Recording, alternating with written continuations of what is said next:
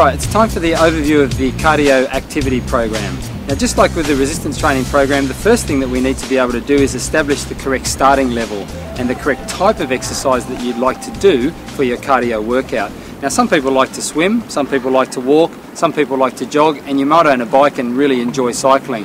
So the idea is to choose the type of physical activity that suits your preference, your lifestyle, your opportunity and your ability. Obviously you wouldn't choose swimming if you're not a very good swimmer.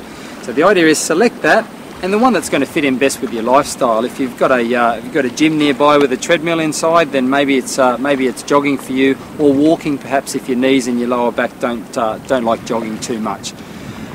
Once we've selected the type of exercise or the mode of exercise, the next thing is to kind of ascertain the level that we need to exercise at. Now, two things come into play with the level in terms of cardiovascular or cardio workouts. Number one is how hard you're going, or how fast you're going, I suppose, and secondly is how long you go for. Now, with cardiovascular exercise or cardio workouts, we generally want to try and increase the duration or how long you go for before you try to make things more difficult. So if you start off with 20 minutes 3 times a week, you want to work to try and make that 25 minutes, 30 minutes or 35 minutes before you make the pace of the workout more difficult. Now, the other thing that you'll use to gauge your intensity or how hard the exercise is for you is that perceived exertion thing that we talked about before. Now remember, perceived exertion is your own rating of how difficult the exercise is or how challenging the exercise is.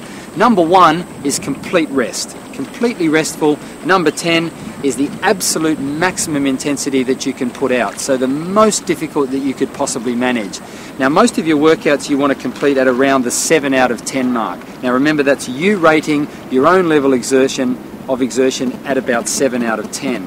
What we do want to do with cardio workouts, however, is every now and then pop in a short challenge. You might be walking along for 10 or 15 minutes and then see a bit of a hill up ahead, and you might decide to challenge yourself on that hill. Just go a little bit harder and up your perceived exertion rate to maybe an 8 or maybe even an 8.5. Just a short duration, get to the top and then wind it back to 7. Now, the whole notion of challenging yourself every now and then helps you to progress through to the next level in terms of your cardiovascular fitness. So that type of thing's really important there. So most of your sessions are completed at a perceived exertion of about 7, the occasional challenge at the level of about 8.